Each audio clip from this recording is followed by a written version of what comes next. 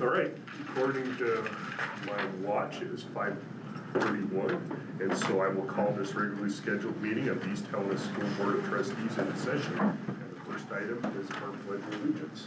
Oh, right there. Yep, right behind you.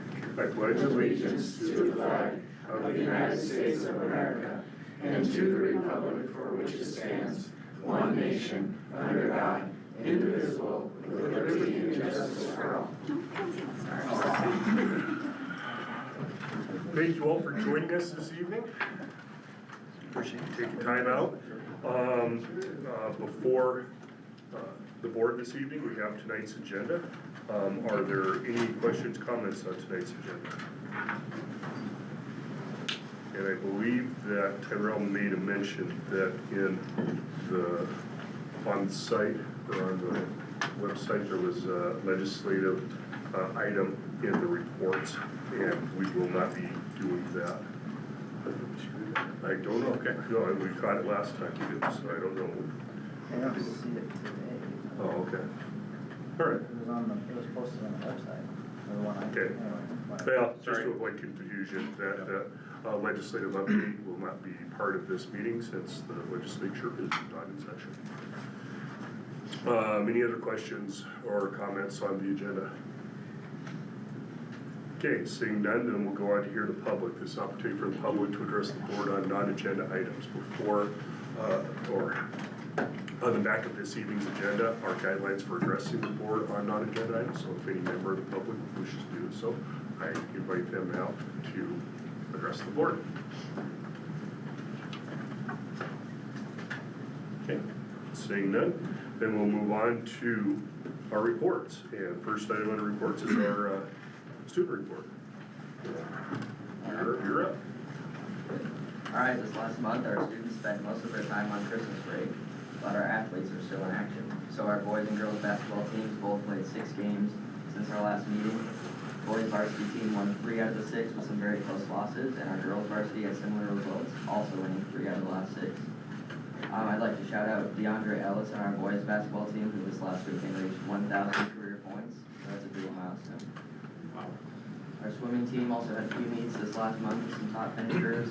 Our speech, debate, and drama teams all had a very good month. At the Park Invitational, the drama team took 1st place, speech team taking 3rd. At the meet in Laurel, we had 15 placers with some champions in policy debate, as well as the speech team taking 2nd place. Our wrestling teams had also a very eventful and successful month. At the CMR tournament, our boys and girls teams had 2 champions with 12 other placers. At the Gallatin tournament, we had 3 placers, and this last weekend in Ronan, we had 3 champions as well as 8 other placers. Another shout out to Eli Erdahl, who got his 100th career win, which is another big milestone. And coming up this next month, our sports teams are continuing their seasons, and speech and debate, their season's going to come to an end with divisionals being hosted at Billings Central, and then state tournament in Corvallis, which will take place at the end of January. And finally, first semester ends on January 21st, marking the halfway point of the school year. That's all. Thank you, great. Are there any questions for Mr. Nunn? Okay. Seeing none, then we'll go on to administrators' reports. And as always, we'll start with the little ones first. So Brandon, Okay. talk to us. All right, good evening. One additional thing to share that's not in my board report that has some relevance is since our last board meeting and district calendar meeting, we have formed an elementary specific calendar committee, and our primary focus is really putting together the pros and the cons, implications, wonderings, additional things that we want to research as it pertains to the 4-day school week. So we did meet last Thursday. We started to put together a presentation, and we're approaching it from the standpoint of that we're not really trying to advocate for or advocate against. We're really just trying to put together information that can be shared with people on what it looks like specifically to the elementary level. Okay. Any questions for Brandon? Thanks, Brandon. Appreciate it. Gus, welcome back. Thank you. I appreciate it. I don't have too much to add on to my board report. I don't know if the school board members know that January is School Board Appreciation Month. And And so in typical fashion, Mrs. Jones and some of her library class spent some time providing some appreciation for this board. If you guys get a second, feel free to go check it out over there on the back wall behind Kate. That's all I got. We always enjoy those are great. Looks nice. Any questions for Gus? Okay. Seeing none. So the middle school, just a couple things that weren't on our board report is our girls' basketball is up and running. We had 24 girls come out between the 7th and 8th, which is pretty good, but we have 2 that moved up to freshmen as 8th graders. So technically we have 26 girls interested in basketball, which is a good number for us.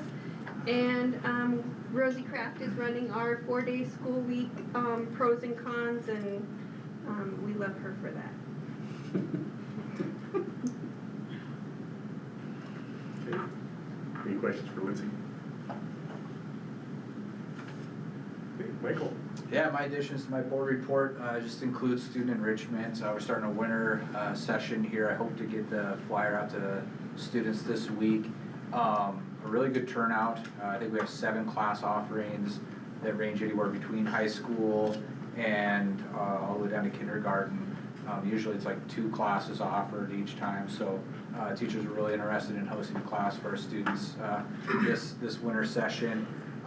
Secondly, I think it was the August board report, I introduced Josh Ulaki as our SRO filling in while Deputy McBride was out.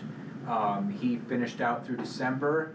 We wanted to keep him, but the sheriff's office wanted to keep him too, so we lost, and we are switching back now to Deputy McBride, so looking forward to working with him. Any questions for Michael? Paul, what's going on with high school? Right, I just to add in on what Xavier said about DeAndre, I asked his coach exactly where all these points came from. So it was 200 points roundabout in his sophomore year, 500 last year, and about 300 so far this year. So probably on track to get about 1,200 by the time he finishes. You know, just a matter of interest.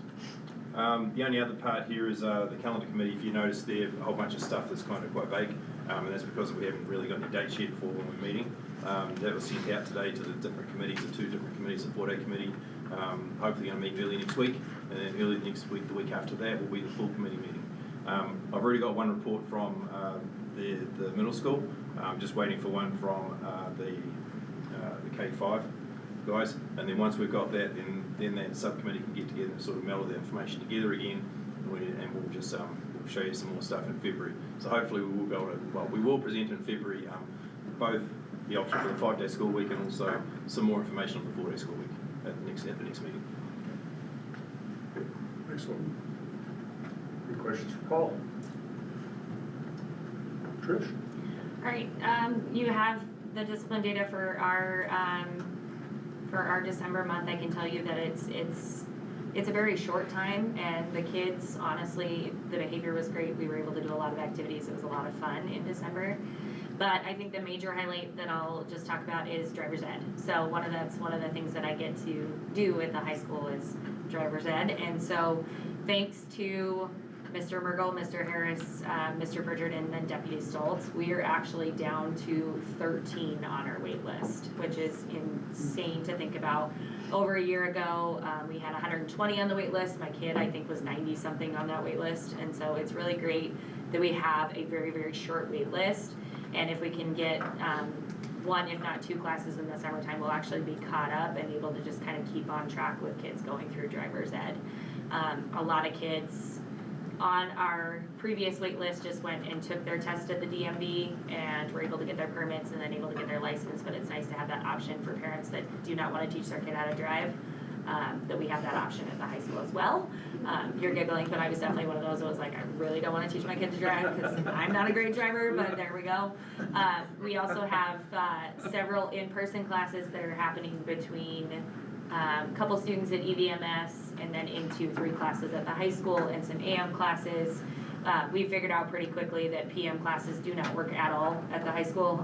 We have too many kids with too many activities that are going on, so it's great to have a couple different options for our kids. So huge shout out to those individuals that are helping with driver's ed. It's a huge commitment, and when I called and begged and said, can I please add 10 more kids, they all said, yeah, we got it. So really, really thankful for them and all the work that they've done. I taught 0 driver's ed classes, but I've been able to tell kids they got into driver's ed, which is awesome, so. Okay, any questions for Trish? I share reservations as far as teaching kids how to drive. You or me, because, oh, I was gonna say me, I would definitely agree with that, but, yeah. Just get them through the roundabout. It's not even the roundabout that scares me. It's Valley right now. Like, our kids need to learn how to get in and out of our parking lot without causing any problems, so. Sean? You guys have my report. Paul and Xavier, they take care of all my other things for me, so I don't have to really say much. I just want to say I appreciate that I was able to go to the National Athletic Directors Conference again in December. It's very, very informative. And that's in my report as well. I mean, there's just so many sessions to go to. And I shared some of the ones I went to with you guys in that board report. And the nice thing is they share out all those presentations as slide presentations so you can download them afterwards. So the ones you can't go to, at least you can see what's happening. But very informative, very good. Any questions for Sean? Seeing none, Eric? Hi, good What's going evening.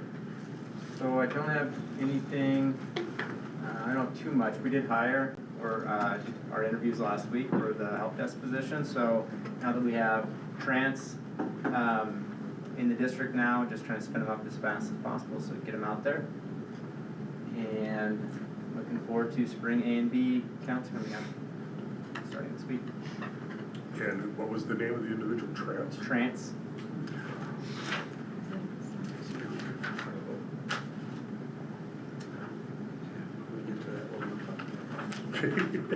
Yeah, that might be a good idea. Okay, thank you. You may or may not have an employee just yet. Eric, so. Any other questions for?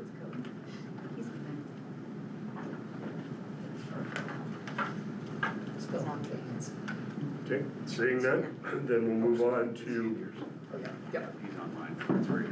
strategic planning and long-term, and long-term visioning. Yes, Dan, I'll let you start that off. Trustee, there you go.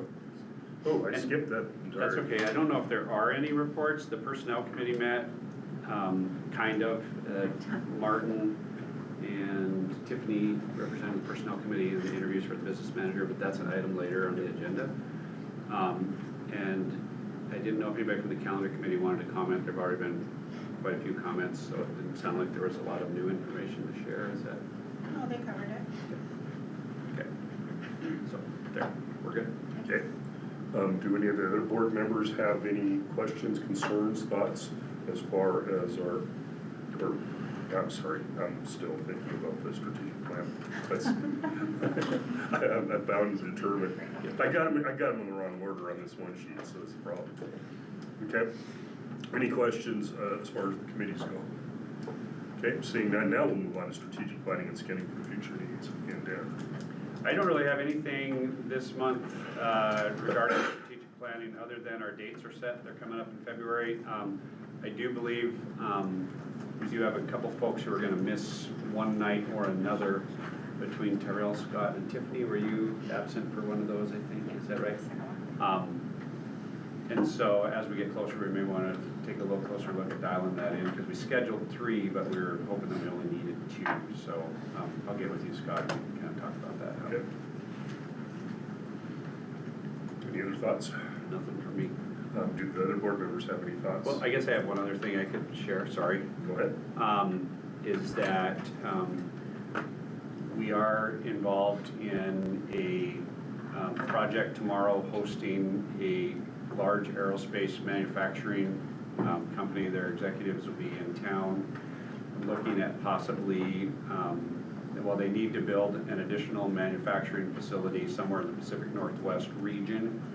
And they're looking at East Helena as a possible site for that facility, which will be 150-ish thousand square feet and employ up to 250 technicians machining aerospace parts for this company. The name of the company, I don't think it's a secret, they're called Janicki. And they right now they have 2 or 3 plants in western Washington, 1 in northern Utah, and I believe 1 in Oregon or Idaho. We have 4, I think, total. Yeah. So this would be 5. Yeah, and so I know that Brian Obert and the Montana Business Assistants, MBAC, I can't remember what the C stands for, has been working with these guys for a couple of years now. And so they're, it sounds like the state is actually flying them up here to tour the area. They'll be meeting with the governor and representatives from the state of Montana at the Heritage Center tomorrow morning. And then we're picking them up and bringing them out here to see, they're gonna do a quick tour at East Helena High School. Paul, I forgot to tell you about that. We've got some folks coming tomorrow. And He already told us. okay, and then they're gonna look at some potential building sites for this manufacturing facility. Then they're gonna go to Helena College and tour the CNC machining program at Helena College, and then back in, I think they're gonna tour the new housing developments in East Helena to kind of tout that as a place for their employees to live. So it's pretty exciting. I don't know what it means for the district. Obviously, it's not something that's gonna start immediately, but it could be an economic driver for East Helena for sure. Have you heard any comments from the city of East Helena or the Lewis and Clark County? The city is involved in the tour. Wes Spice has been on all the emails, and I believe Mayor Harris is joining the group at some point. So they are aware of it. Obviously, the city's wrestling with its own issues, particularly related to domestic water, and so that could be an issue. I don't know that this is a facility that will require a significant amount of water, but they're still feeling like their backs are against the wall right now until they figure out something with water rights and supply.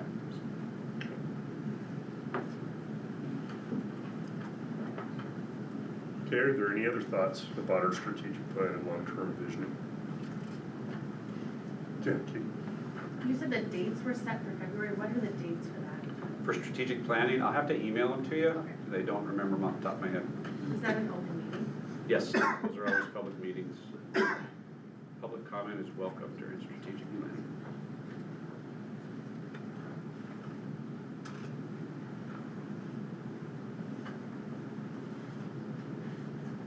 Okay, seeing no additional thoughts, we'll revisit this at our next meeting. Going on to item number 5, notification of retirements and resignations. Those are in your packet. Notable, Jill Huger-Heidi did resign from our position as the district clerk and business manager. It was a little abrupt. She found a position that really she felt was a better fit for her and her family at this time. And they gave her a very short opportunity to separate from her current employment and get on board. So that kind of left us with our backs against the wall, but we rallied, and like I said, we've got some information for you later in the agenda. So, Okay. and those resignations have been accepted on behalf of our. And just out of curiosity, how long has Ralph been a bus driver for us? Seems like he's been here forever. 3 or 4 years? How much? 4 years? Oh, it's maybe? now?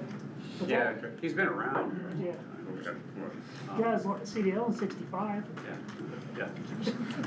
Back when he had twin cells. Yeah, he's a character for sure. But he finally decided he needed to step away and slow down a little bit. Okay, very good. Okay, if there's no questions on the notification of retirements and resignations, we'll move on to our consent action items. For the board this evening, we have the minutes of our regularly scheduled meeting that was held December 8th, the approval of the former and the current warrants, personnel actions, and the surrounding school district enrollment approval.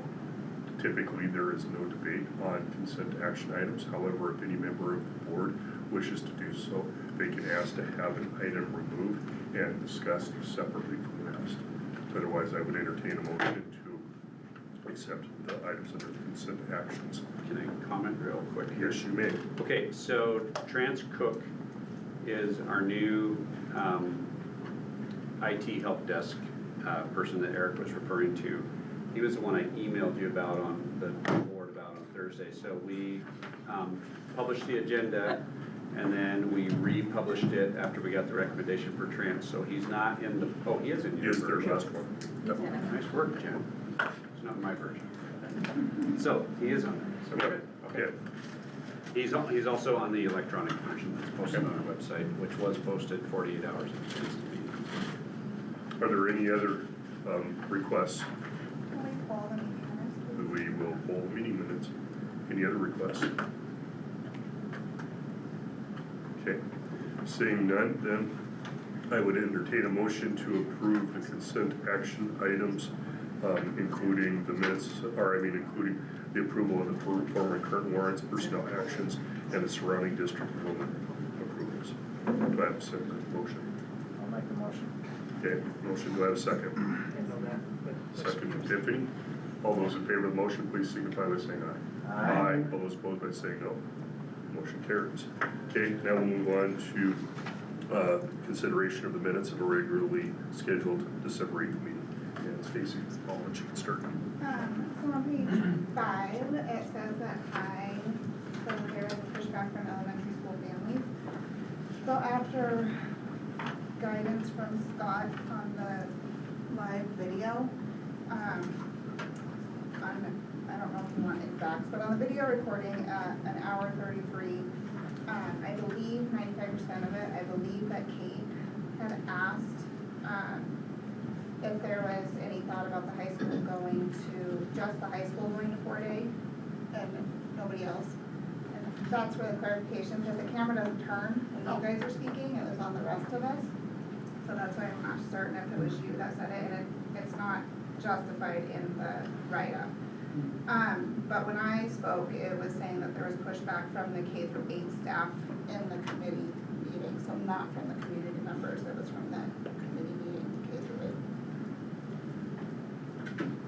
So I don't know if it's worth taking all of that out, because that question wasn't justified in the minutes, or if it's just cleaning up what was actually said. What's that, Tyrell? I'm struggling even finding it. It would be, One's fine, but this one right here? Oh, there it is.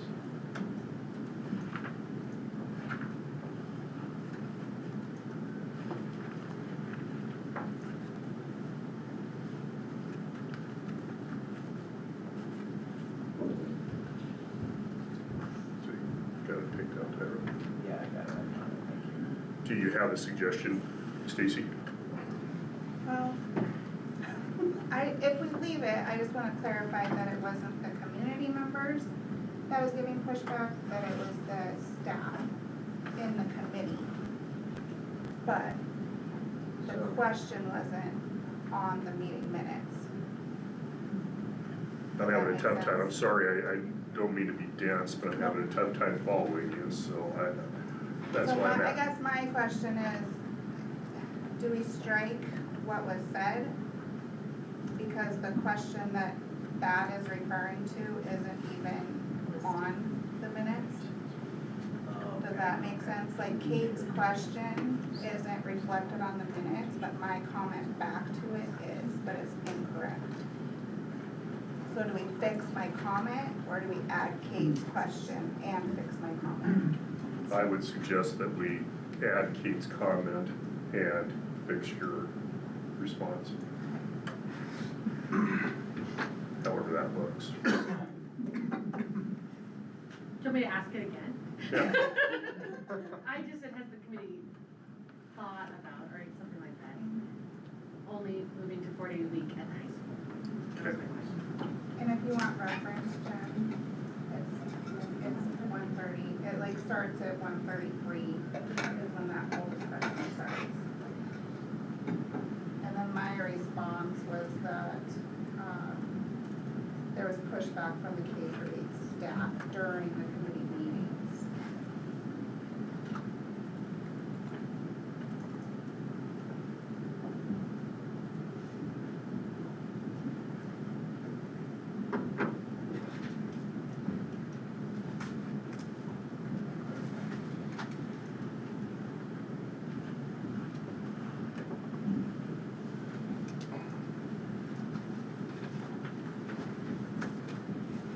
Kate, does the board understand the corrections that are being proposed? Okay. It'll just be, motion will be to accept as amended.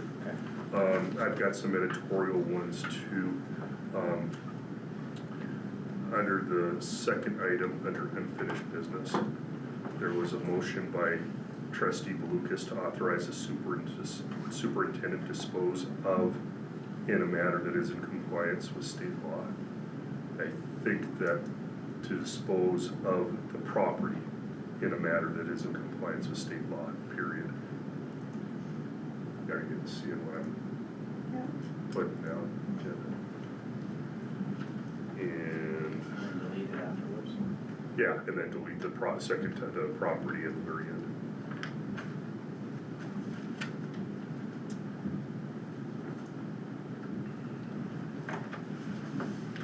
I believe that was all that I had. Those were just a clarification. Are there any other changes, revisions, questions on the minutes? Okay, seeing none, then I would entertain a motion to approve the meeting minutes of December 8th as amended and modified. So moved. Motion by Tyrell. Do we have a second? Second by Tiffany. Questions or comments from the board? Questions or comments from the public? Seeing none, all those in favor of the motion, please signify by saying aye. Aye. All those opposed by saying no. Motion carries. All right, thank you. Okay, we'll now move on to unfinished business. And the first item under unfinished business is our consideration under second reading of policies 2700 and 1230. Okay, these policies are just back on second reading. There were no substantial changes last time. The clerk policy 1230 is the clerk job description, which is discussed last month, is our understanding is a necessary addition to board policy to qualify the clerk position for the quality educator payment.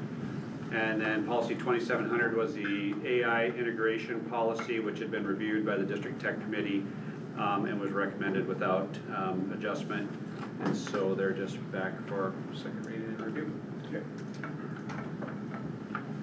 So at this point in time, I would entertain a motion from the board to approve the policies 2300 and, or excuse me, yeah, 1230, excuse me, 1230 and 2700 under second reading.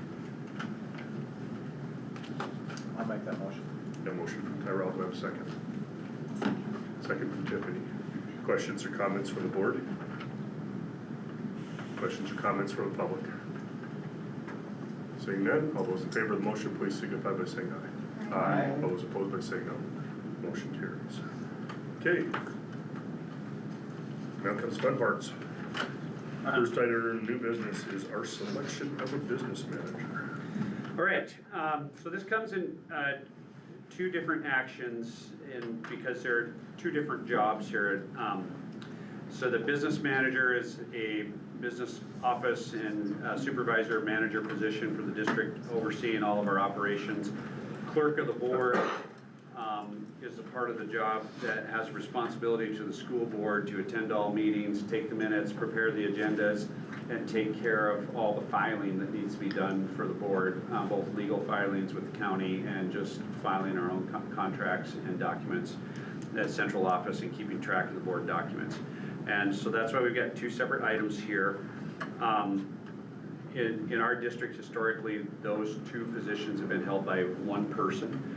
And when Jill left her position, as I emailed you guys right before Christmas when I got her resignation, we posted immediately to replace that position. Lucky for us, we had gone through the process a couple of years ago and had materials available to get us rolling, such as interview questions and that kind of stuff. And so I talked to Scott a little bit about how he wanted to proceed. He asked that we involve the board's personnel committee because the clerk is appointed by the board and serves at the leisure of the board. And so Martin and Tiffany were able to attend. Tristan also offered to attend, but we ended up pushing the interviews back a week, and that happened to be a week that she was out of the country, so it didn't work out for her. And then Jen Cordell offered to join our committee, and Trish Clock also. So we had a committee of 5 that did the interviews.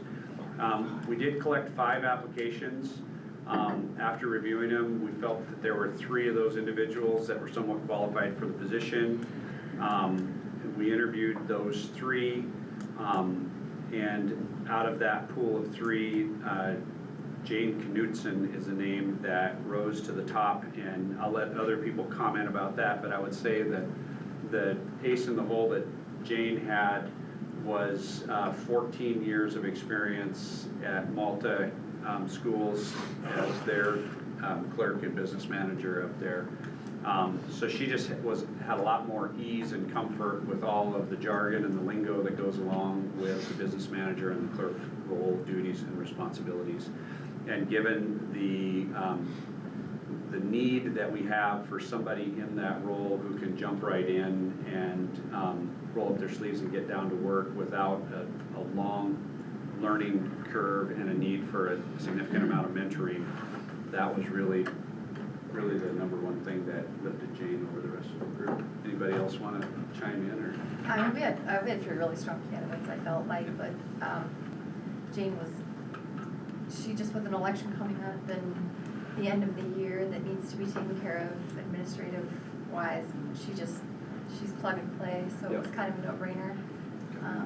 She also had a really nice personality. Yeah, she was fun. Yeah. We enjoyed talking to her. Even like on a Zoom call, you could tell that she was gonna be a good fit. So how long did you say she was in Malta? 14 years. 14 years, and then how long was she in It was a year and a half. Couldn't stand it, she said Billings was terrible. She didn't like the big She didn't like the big district. district. Believe it or not, that does not surprise me. He's like me either, that's why. The product of Billings School. That was centuries ago. Yeah. No, so I think she lived in Helena before. She told us in the interview she had worked here many years ago as a bank examiner. Then she moved to Townsend and worked in the banking industry in Townsend for a while before. Did she take a job with a nonprofit in Malta first, it sounded like, and didn't like that, and then ended up at the school district. That was kind of how she ended up in Malta. Her dad was a superintendent. Yeah, So wasn't he? yeah. Hairdressers in Helena. Right, yeah, hairdressers in Helena. Her Marty got that dentist is detail. here in Helena. Dentist, yeah. Connections. Gotta be tough to live in Malta. Yeah, You guys really got to know her. yeah, we did. Oh, we're. She offered up a lot of information. She crafts quite a bit. Yeah, got to see her craft room. Yeah. It was great. Out of She curiosity- was lovely. What? Out of curiosity, who was her dad? Well, guess his last name was Knudsen. Well, unless you got married. I don't know. I don't know. No, we honestly We did didn't not. Okay. probe on that. We only had 45 minutes and we had like 6 pages of questions, so we kept Sure, it. I get it. Yeah, Well, you cruised. knew everything else about her, so. Only personal information they offered up. Okay. Okay, well, at this point in time, based on the recommendation that we have from our committee members, I would entertain a motion that the board, or make a recommendation that the board make a motion to offer a contract to Jane Knudsen as our district business manager. I'll make a motion, Got a whatever motion- you just said. Second. Motion from Kristen, second from Ralph. Don't write Got that down, Jen? Jen. Okay. She's like, what's the motion? Questions or comments for the board? Questions or comments from the public? All those in favor of the motion, please signify by saying aye. Aye. All those opposed by saying no. Motion carries. Okay, and we will now do the same thing and make a motion to approve Jane Knudsen as, to appoint Jane Knudsen as our district clerk over the 2025, or actually the remainder of the 2025-2026 school year. Yeah, 'cause we'll revisit that again in May with the reorganization. Yep. So moved. Okay, Second. Thanks, Tristan. Does that sound better? any questions or comments from the board? Any questions or comments from the public? All those in favor of the motion, please signify by saying aye. Aye. All those opposed by saying no. Motion Okay. As a result of Jill's quick departure from the school district, I became painfully aware that we had some issues with our signature process. The next item on there is our request to designate the superintendent as a backup signer for the district. Is that correct? Yeah, so Jill's signature was on our checks. Our checks required 2 signatures. The school board chairman is the other signature that's on the checks.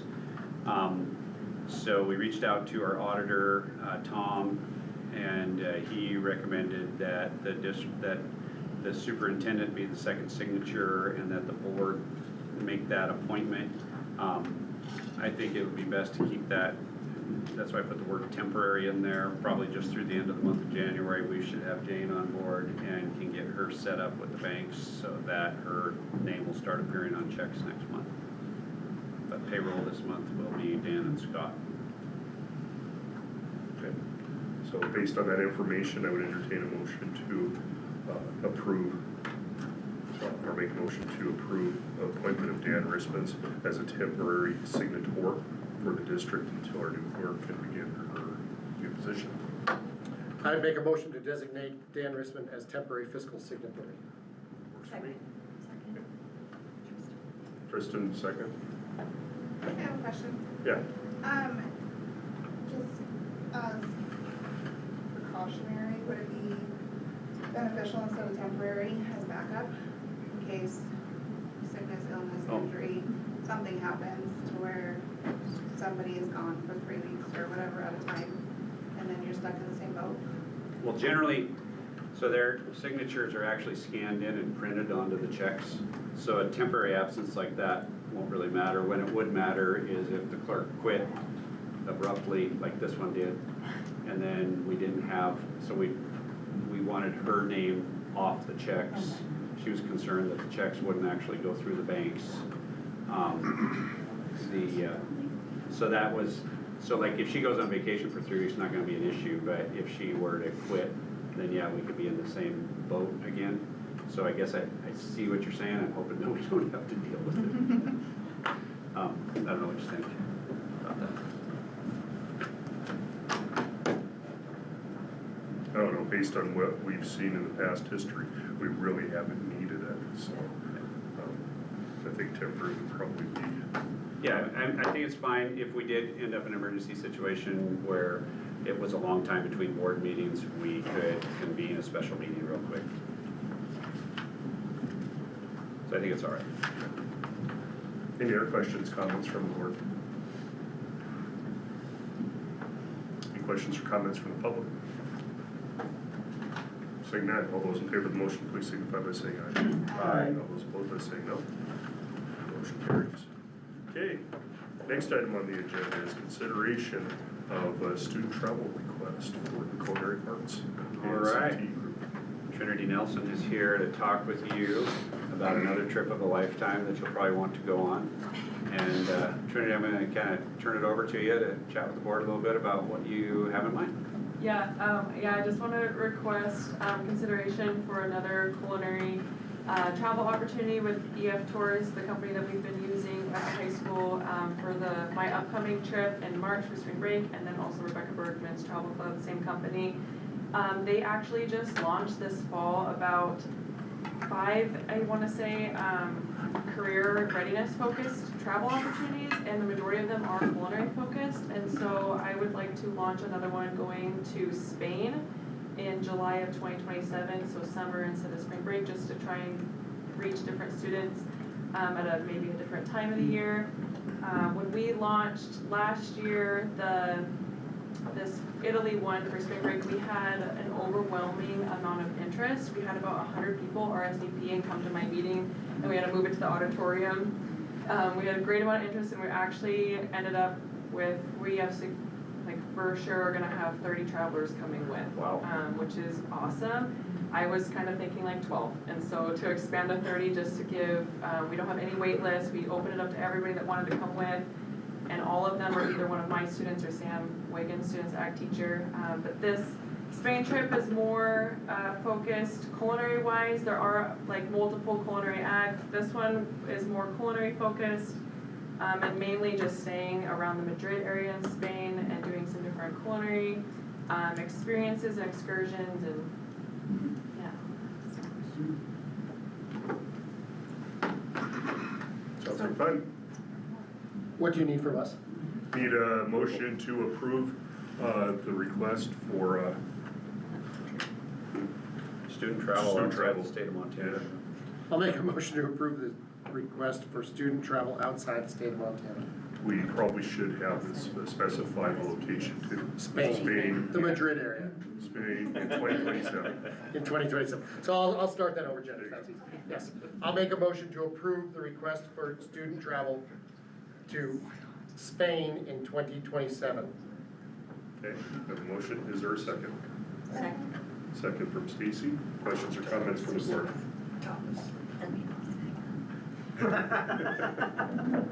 Questions or comments from the public? So you guys like cook how they cook, or you get to eat different foods? I mean, Yeah, all of it. We're gonna go to a sheep farm and do cheese making, cause sheep cheese is really popular in Spain. They don't do a lot of like cows, they do more sheep. Yes, and we'll do a tapas tour, and then we're also gonna go to an olive and almond farm and kind of tour the process of making almond and olive oils. Wigan loves sheep. She's like a sheep Mark's person. volunteering to go right Yeah. now. Mark wants to go. Mark's going. Okay. Cameron? Yeah, I just, is this gonna be is it all over Spain or is it Basque region? It is Basque region. It's like Madrid and then, I'm probably butchering this, but Sevilla area and then Sevilla, thank you, and then Costa del Sol region. So kind of just all in central southern. I seen some sheep cheese the other night on TV from the Basque region. It was $13,000 a pound. Oh my God. So, I'm guessing, you probably won't go there, but. Probably not. You could do a fundraiser. So it must be good cheese. It is good. I'll bring some back. We'll share it, 'cause I love cheese. Least a hell of a grilled cheese sandwich, is that what Well, you're I mean, saying? it's just like, you know, in southern Spain, they don't have cheese like that. But if you can get Basque cheese out of the sheep, then you may wanna try it. Sounds like. What about Montana? Sort of. Out of a sheep. How much is that worth? Okay, we have a motion in front of us. All those, or any other questions or comments from the board? Do we get are we gonna get a report like when we come back? Absolutely, I can do that. That'd be With the awesome. cheese. Yeah, So we'll kinda have lots see of maybe pictures have and- some of the, is that each? Yeah, absolutely. I can do that for both trips. Please. Any questions or comments from the public? Seeing none, all those in favor of the motion, please signify by saying aye. Aye. All those opposed by saying no. Motion carries. Enjoy. Thanks, Trinity. Can I ask one more question, not related? Like, how much does it cost each student approximately? Yeah, so Just this out of one curiosity. is $4,869 to go in July. They said that July is a cheaper month to go rather than spring break. Probably barely. Probably is. Interesting, thank you. It's really hot. Not really hot. That sounds like it's Okay, so kids All right, well, we'll move on now to the fifth item under new business, which is a request for a temporary easement. This is not nearly as exciting as sheep cheese and. No, it's not. The city of East Helena contacted us on behalf of the developer and contractor in Highland Meadows. There's a map in your supporting docs. Gus has it pulled up on the screen to the left or to the right of the public here. The top part of that map is Valley Drive going this way across the top of it. So, and this is the property that's directly adjacent to our Prickly Pear parcel and just to the north of us where the new Highland Meadows subdivision is. What's going on is they want to reroute traffic where the red road is that they've got drawn on there because they need to excavate those remaining streets from there to Valley Drive to install the utilities, the sewer water lines. And so they're proposing that they reroute traffic like that, but it's actually gonna put the cars slightly onto our property for a temporary period of time until they're done. We have assurances from the developer that he'll restore it to its natural state and reseed it into native grasses, which is what it is right now. And so there's really not a huge impact to the district.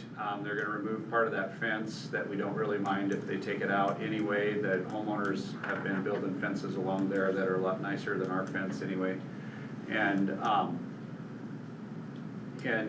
basically, if we approve this, it's kind of a goodwill effort on our part. It's not like we're getting anything out of it, I guess is the best way to put it.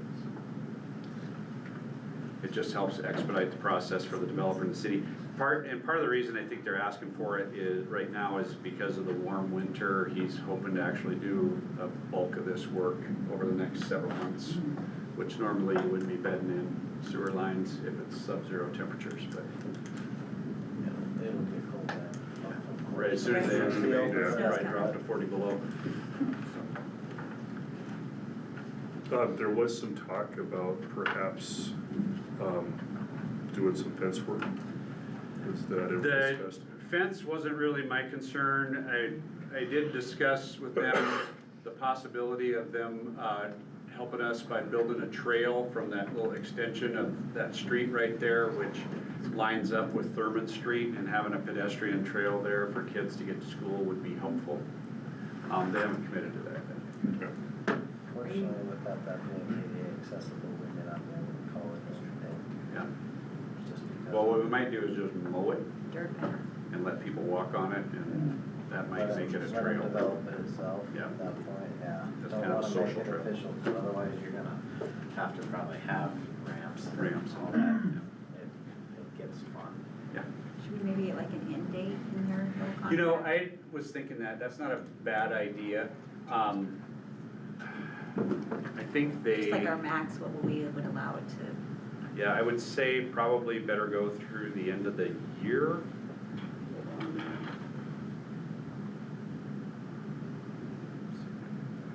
November 15th is a good date, so is December 31st on that, then they gotta come back and ask, I guess, if they wanna. Right.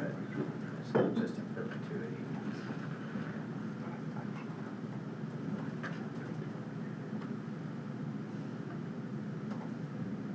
So Scott, if I may, I guess maybe after we dig through that down, I've got a couple questions on maybe the why. Yeah. I'm not finding it back, sorry guys.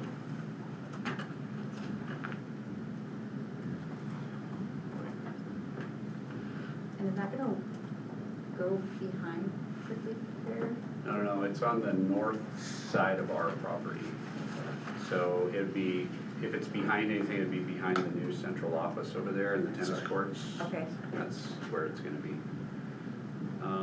So he says, please see the map of what I had in mind, that's the one that's up on the screen, for the temporary access to reconstruction. We should be done with the access mid-year 2026. It would probably take until mid-2027 to see the vegetation coming back in full, but would keep the disturbance to a minimum. So yeah, if we make it through June. construction season, that should be, like till fall, I think would give them time to get it done. Does that sound like what you had in mind, or? Yeah, I'd probably go to the end of the year just Okay. to make it simple enough, but I guess I got a couple questions about the why. I mean, they've got a lot of property. Are any of those, you know, where the red hook is to the, I guess, the up of the page between the existing road and that red easement, are those lots filled? Or are those lots developed? Because, I mean, it seems like you could not have to get on our property if you were to, you know, there's enough room to kind of swing through there and you know, just stay outside of it. I think I know what you're saying. So that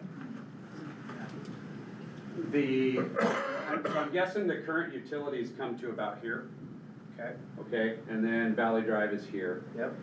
This lot, they're building a house on it right now. Okay. These two are vacant, and this is all just open land. Okay. The city's gonna make them put utilities under here and both these cul-de-sacs for these lots, but also stub this into the property line because the city has an idea that someday there'll be a through street from Thurman, from Radley, all the way down to here. And so they want the utilities stubbed to the property line.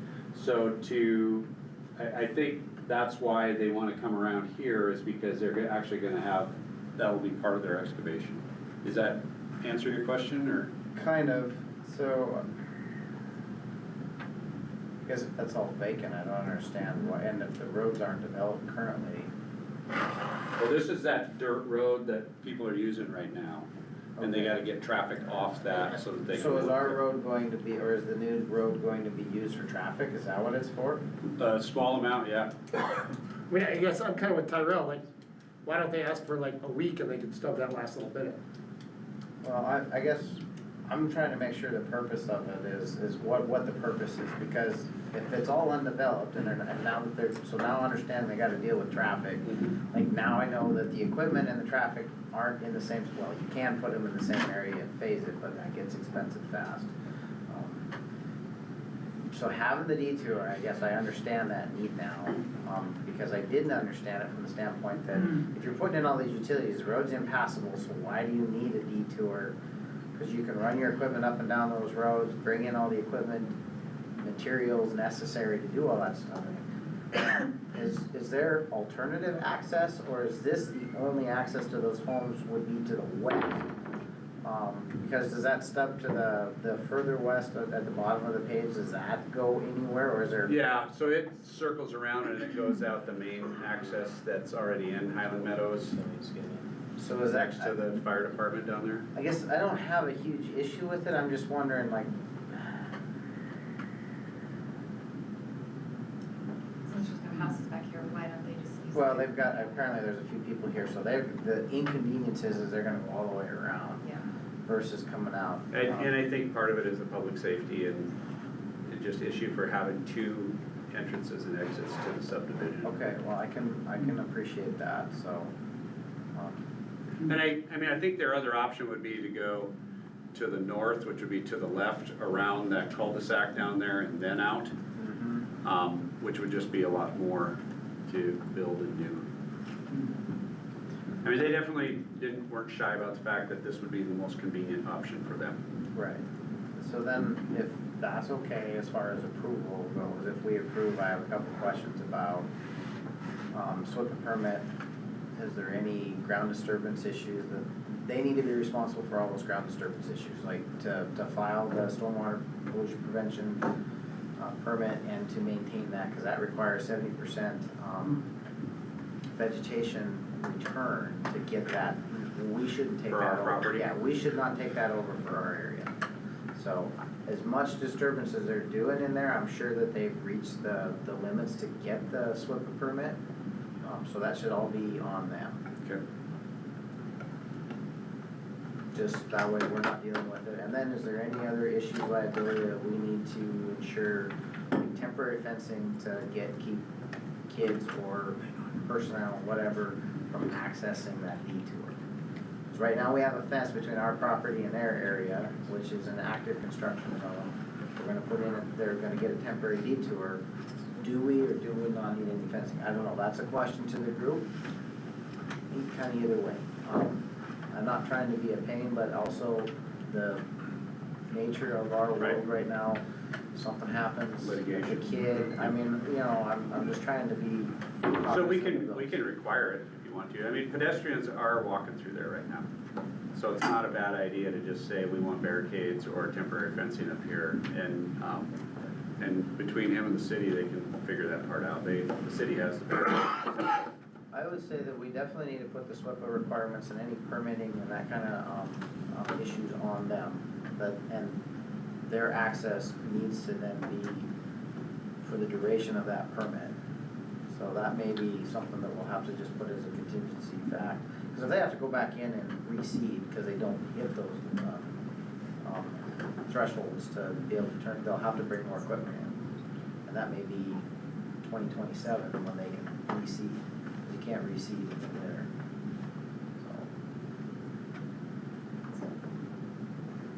sorry, I didn't even. Nope, that's okay. So that's my suggestion, is that we require them to do the permits, then they have access up until that permit is terminated. And after the 31st of December, that would be only for the SWIP maintenance at that point. Does that make sense? Scott, is that getting too complicated? It's not getting too complicated. What I would ask of you is for you to make that motion and include the contingencies associated with that, Okay. so that when we do approve it, then we're approving it with those contingencies. Okay. Whether it be fence, whether it be the SWIP, whether it be any of the other Okay, items well, I that you can work mentioned. on that, if there's any other questions or concerns, I'll try and draft it up real quick, so. I Do any of the, are there any other questions? No, I appreciate Tyrell's expertise, and there's a question I have with being a good neighbor is one thing, like being the lowest common denominator is another. Right. I don't know which we are. No. You know, and on the other hand, like, doesn't really bother us, No. and it's not gonna, it's gonna have essentially. Part of no the impact. property that's we're absolutely not really using right now. Yes. And I guess I would ask you to authorize, in your motion, maybe to say, and whatever else Dan can get, like, if you could, I mean, I'm serious, like, you know, we're saving them, I mean, a year, this isn't a 2-week thing. Right. It's like encumbering your property for a year, which should be worth something. And make it easier and save them money, and I don't mind doing that, but for all the taxpayers of the district, like, I think they might want something in return. Sure. More than native grass, which is, whatever. Yeah, for what it's worth. Yeah, exactly. Might as well just go to cheap grass, that's it. And given the location of it, I always get nervous about that Thurman spur that they have right there. They have pushed and pushed and pushed that they want that thing through. And I personally think it's a terrible idea. And I've been very reluctant to even give them encouragement to access that. Maybe we should have them put a bump across there. I would love to, or Constantine wire or something. I think you're bringing up a good point though, which is that there's a little bit of presumptuousness associated with that, and that's how we ended up in this spot. Yeah. And that's fine, but like, how about just eliminate that spur? What's that? Yeah, like I got a better idea. You put a cul-de-sac on it, don't just put a gate on it. Yeah. I'm not interested. Because their temporary road's going to meet up with the North Truman Avenue? Oh, it meets with Valley. It goes to Valley Drive. It's just coming out a little bit on, Yeah. in here? Yep, right there. I had to look at it, like. Yeah, no, I need a you're bird's right, eye view. you've got it. Okay.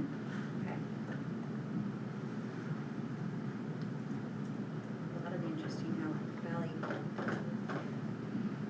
Jen, I can copy and paste this and send it to you, but, okay.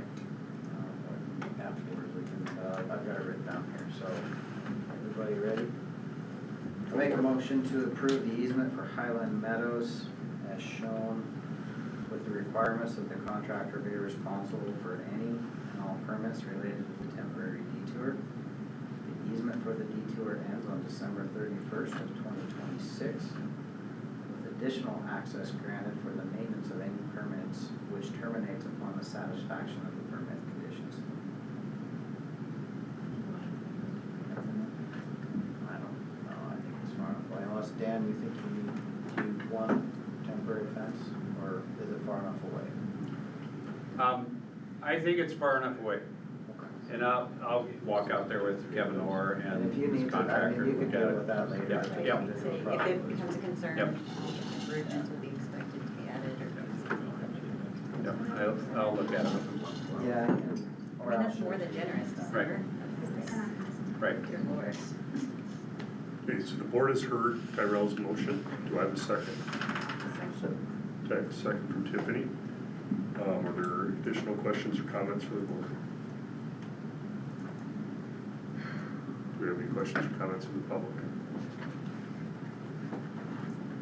Okay, seeing none, then I will call the question. All those in favor of the motion, please signify by saying aye. Aye. All those opposed by saying no. Motion carries. Thank you. Thanks, guys. This was one of those things that was fairly vague when it was presented to us. We try to accommodate the best we can, like Dan said, kind of being a good neighbor, but sometimes that bites us. So I think we're in probably good shape for that. Okay, now comes the fun part. Policy. Number 6, under new business, we have consideration of several policies under first reading. And considering the nature of some of these policies already, I think it's probably in our best interest to do them separately. So I do apologize, Jen, but it's gonna be easier to tackle these things on a one-by-one basis. So, first item listed is consideration of policy number 1401. And Dan, I'll let you get started on these if you want. Yeah, so, I don't really have a lot of comments about this policy. What it does is clarify, so we get a lot of these public information requests anymore. And I think with AI, we're getting more of them. And they're generally from marketing firms who are gathering information about vendors that do business with school districts. And they generally ask for a very specific time frame and a list of all the vendors that we've had transactions with, the dollar amounts of those transactions, the purchase order numbers, the items that were purchased. Most of that information is in Black Mountain software. It can be exported fairly quickly, but it's just kind of a pain in the butt. And then what we usually do is put them in a PDF form and send it to them in that rather than an Excel spreadsheet, just to make it a little bit more challenging to deal with. Because they're not really people that are interested in the district at all. They're just interested in building their own recipient lists for contacts for vendors and that type of stuff. So I think that's partly where this policy is coming from. It's basically setting some parameters around fees that we can charge for those types of requests, which up until I saw this has just been a little bit of a crapshoot for me and Jill to try and figure out, as we discussed when they came through. So I don't really have any changes or issues with the language in policy 1401. Can we add like a minimum fee of $25? Like, you're gonna spend maybe, what if you spend 15 minutes, but you should get paid for an hour's worth of work? Yeah, the last one that she had to do for me took about 5 minutes, so that was fairly quick. It's like a But lawyer. Prior to that, $25. we were actually, prior to that, we were actually charging in the hundreds of dollars for some of these because of the time that's involved. Plus, like it says in here, we can charge them for postage, packaging, if we have to put anything, but usually it's electronic, we just email it back to them, so it's not hugely onerous, it's just kind of it's like a mosquito, you know, they're in your tent, it just won't quite go away. This is, oh, sorry. No, you're good, I was just gonna say, do we need to be more specific about timely manner? What does that mean? I think I'd prefer to use timely manner because it leaves it a little bit open and doesn't set a strict timeline, but. Otherwise it comes back on us. Right. To have it in a timely manner. Right. Or. Just means that the superintendent can't sit on the email for a month before doing something about it. Well, it might be, if it's your busy time of year, it might. You might be. Yeah. That could be a timely manner, right? Yeah. And this is all suggested language from Yep. MTSBA, Yep. right? Yeah, it is. Oh, I'm good with it. All the red underlined stuff.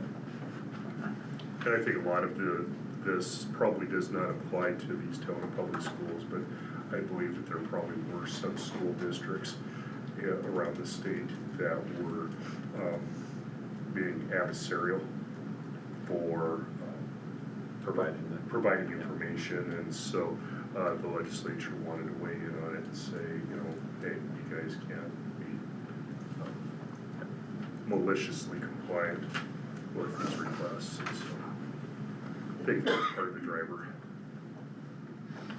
Okay, any other questions, comments? Otherwise, I would entertain a motion to approve the revisions of policy 1401 under first reading.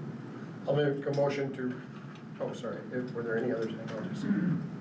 I'll make a motion to approve the revisions of policy 1401 on first reading. Okay, we have a motion, do I have a second? Second. Second from Tyrell. Questions, comments from the board? Well, there is a line in here that says after the first hour of service, which is free, after the filing fee discussed below is paid. And I'm guessing that's coming out of the statute that Scott's referring to. Maybe. Free. Hey, we're public servants here. Nothing's free.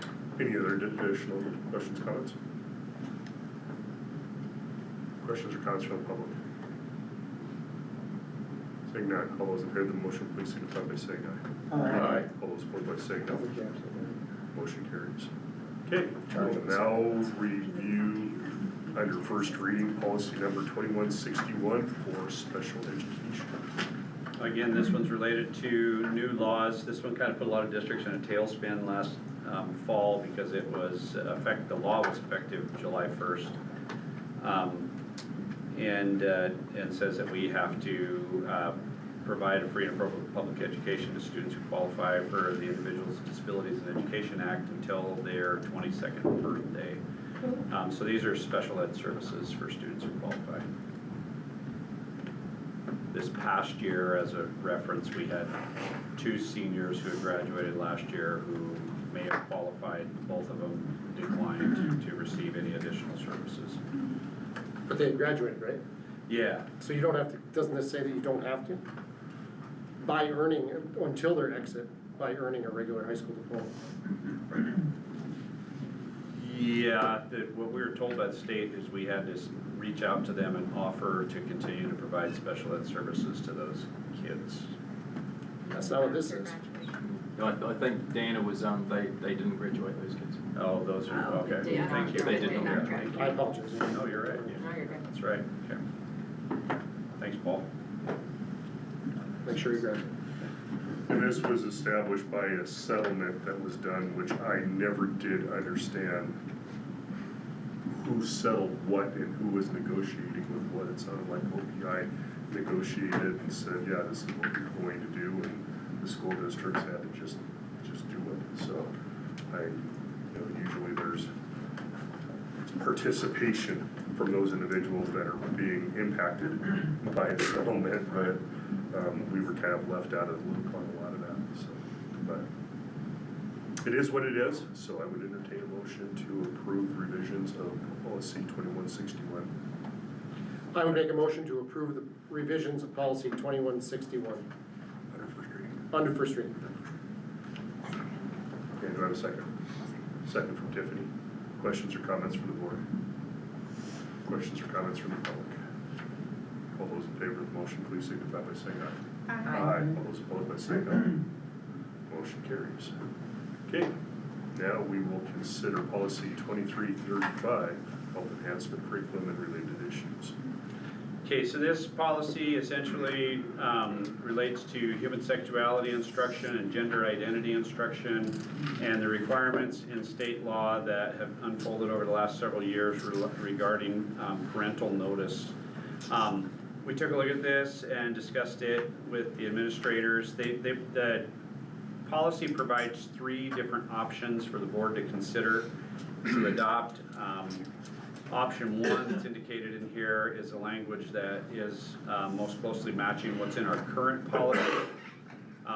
We are recommending that the board select option 2. As we do provide human sexuality instruction, we do not provide identity instruction.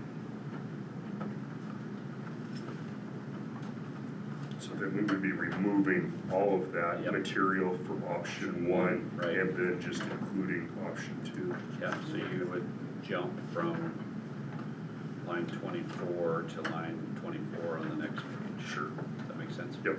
Oh, okay. And then option 3 would not be included.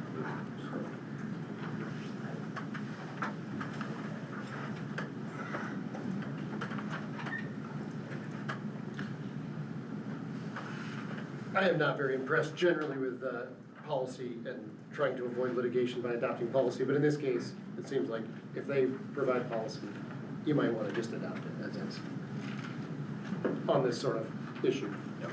Okay. rather than opening a giant can of worms. Okay.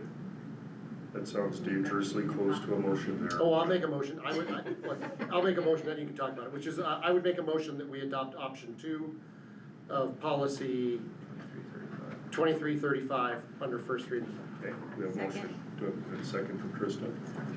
Question or comments from the board? One thing that I would, and it's editorial, that MTSBA screwed up. Line 43 of the second page. It has instruction twice.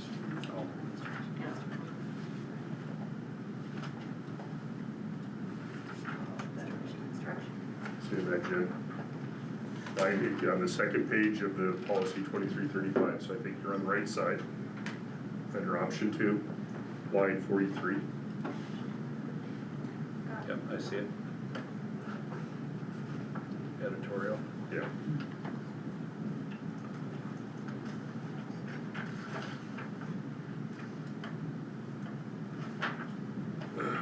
But beyond that, does the board have any other questions, comments on the motion?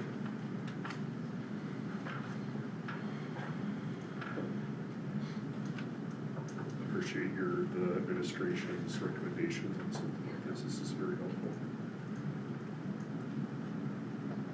Okay, there's no other questions, and any questions or comments from the public? Seeing none, all those in favor of the motion, please signify by saying aye. Aye. All those opposed by saying no. Motion carries. Thank you. Okay, we'll now look at policy 3110, entrance placement and transfer.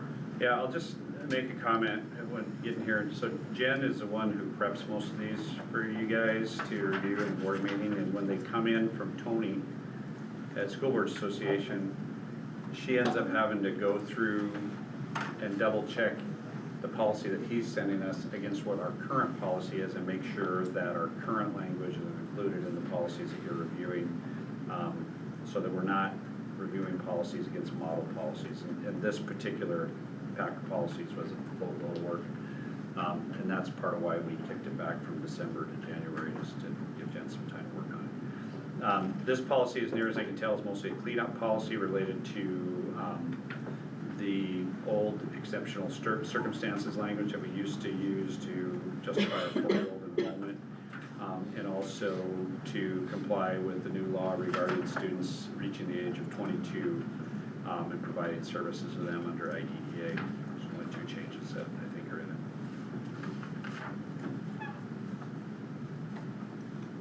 So I would entertain a motion to approve the revisions of policy 3110 under first reading. So moved. A motion from Tyrell, do I have a second? Second. Second from Stacy. Questions or comments from the board? Thank you, Jen. Do you need some ibuprofen? Yes. Okay. Questions or comments from the public? Very good. All those in favor of the motion, please signify by saying aye. Aye. All those opposed by saying no. Motion carries. Yeah, I wish that there was a better way of doing it, and I don't know. We've struggled with this forever. There's a program that does that actually. Side-by-side comparisons Yeah. and what I think the system that MTSBA uses has that capability. I mean, AI, I'm sure you could do it with AI in 3 seconds. Yeah, anyway, I guess outside of it, I'm just trying to help you out, Jen. Okay.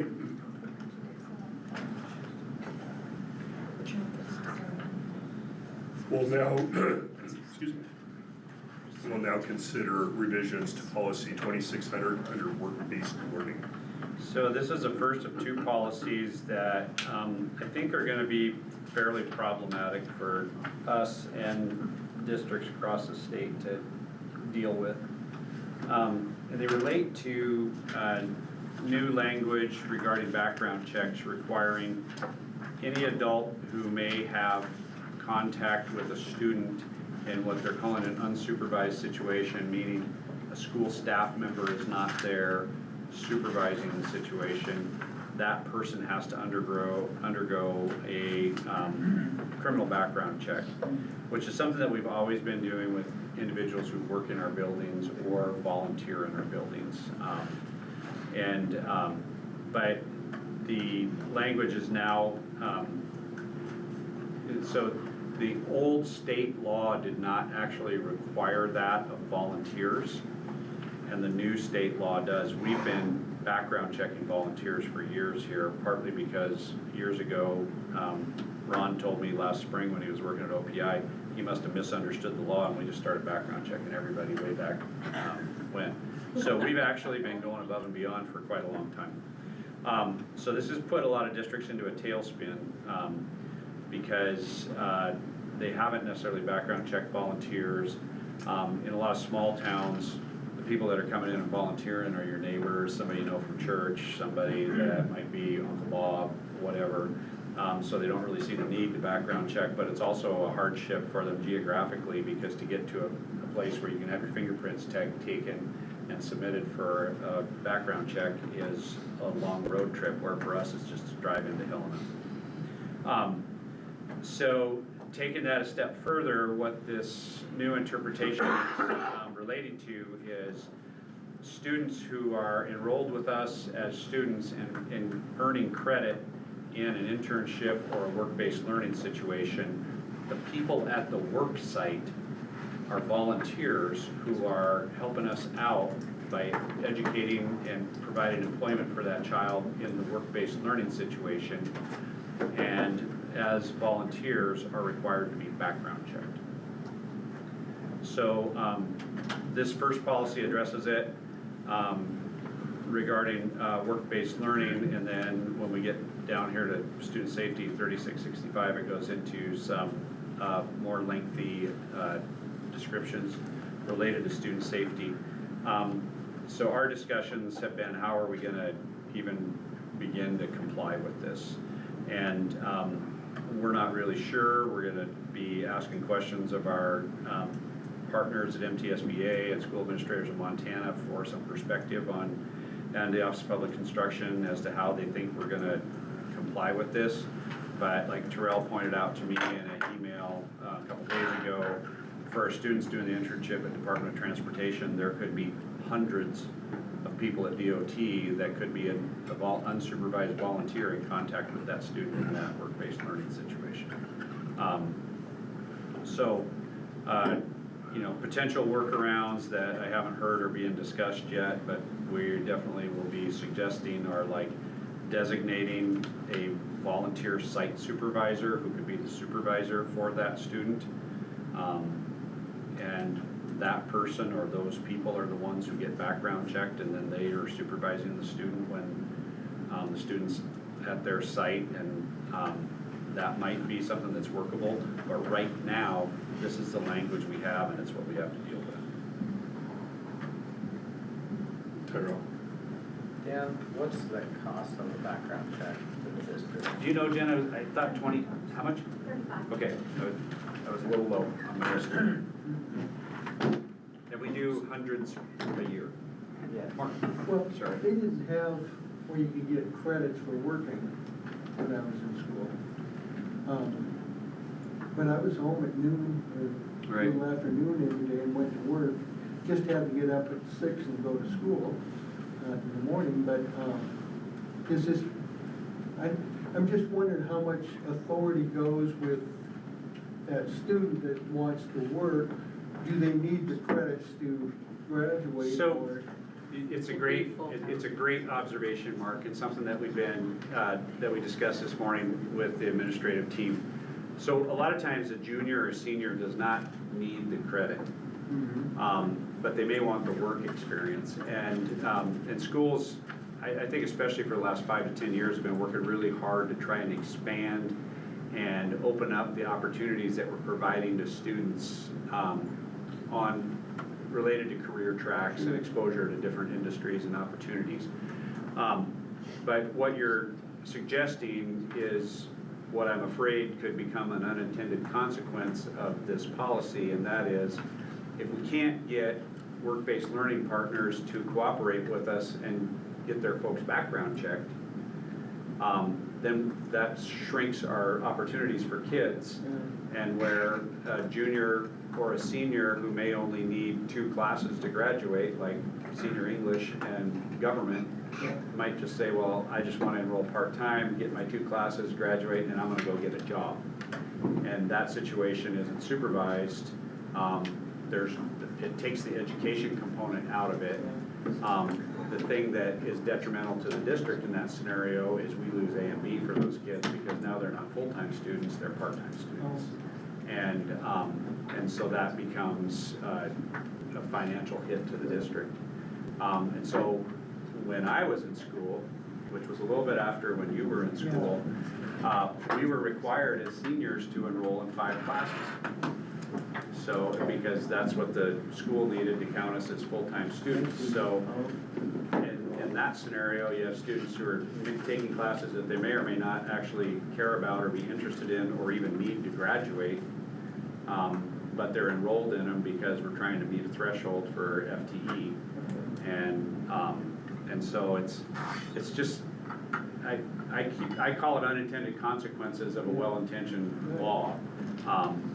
And I think that hopefully we're gonna be able to work through it with the Office of Public Instruction and the state, and it's probably gonna have to go back to the legislature. I don't think it's anything that's gonna happen overnight for some changes, but otherwise, I do think it's gonna have a, we'll call it chilling effect on work-based learning across the state. And I'll weigh in on this, because when I saw the email that you sent that came from OPI, the statement in there was impact of small business. And that's something that they require on all the rulemaking, is that what kind of impacts are gonna be there. And it said that there wouldn't be any appreciable. And that caught me very odd, that I thought, well, absolutely, there's going to be a lot of impact on that. So then I went on MTSBA's website, and what I would suggest is, before we get too crazy on some of this stuff, that we look at the OPI guidance with MTSBA and the Calvo law. And 3 entities work together to come up with it. And some of the things that you're suggesting, where you'd have wholesale background checks for hundreds of employees, are not gonna be required, because what they're talking about is if an individual child is with an unsupervised adult at any given time, that then at that point in time, that's where that person would need to be. So what they're vague about, though, is what's an unsupervised adult? Well, Unsupervised when a student is left unattended and alone in the physical presence of a single adult who has not undergone a fingerprint-based national. That's everybody on the job site. No, but what if there's 2 of them? So that's. Single adult. You have to be, Right. you can have several students, but under the rule, if you have, just as long as there's 2 adults, you're fine. Yes, and they give an example Be here felons. of a plumbing store where there's only 2 employees, and those 2 employees are in the store at the same time as the work-based learning occurs.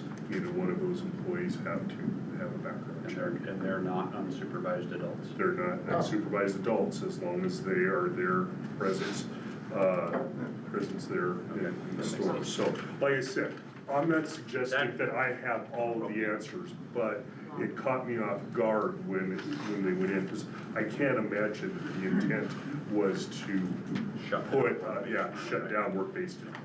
Dave, you come on court. Well, and you're providing me with a little bit of peace of mind there. So Jill and I will get together and go back and review some of that documentation. Well, Dan, I looked, we have 64 kids that are doing work experience right now in 35 different companies, and I would say over half of those are single person owned employees. And that's where you're going to end up being. And that's where we're having the issue, is our kids that are working for their parent or aunt, uncle, or whatever it is, that's the single person that runs that business, and they're relying on our kids there working to help support the business, So is it our rule for a fingerprint background, or is it their rule? So my understanding is they would be our volunteer in that scenario, so it would be our responsibility to get the background check. So is it our process to ask for the fingerprint background check rather than just the background check, or is it the school rule for fingerprint? Because there's 2 different things. Right, and the background check that we run, what's it? CHRI, what is that? Yeah, that's the one that's the fingerprint background check, which is the only one that we've ever used. So my question is we're so small, like Montana in general is so small.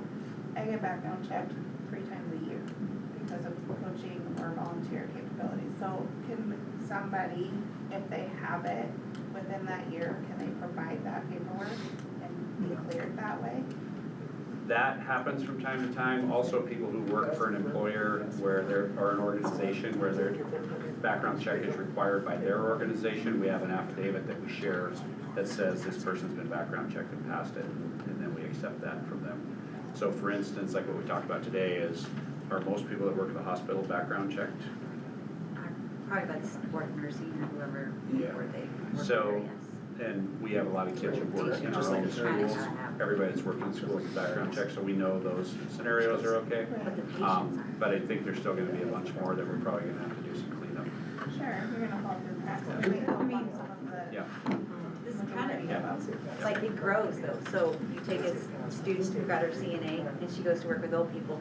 She's in a room with an older person. Right, we talked about Caring that for an today. old person, and they're not background checked, Right. they're a patient, so like, Or it's just any student working in a retail environment, right? Yeah. Because the general public. What if I walk in? Right, you have to deal with that's Martin. definitely a problem.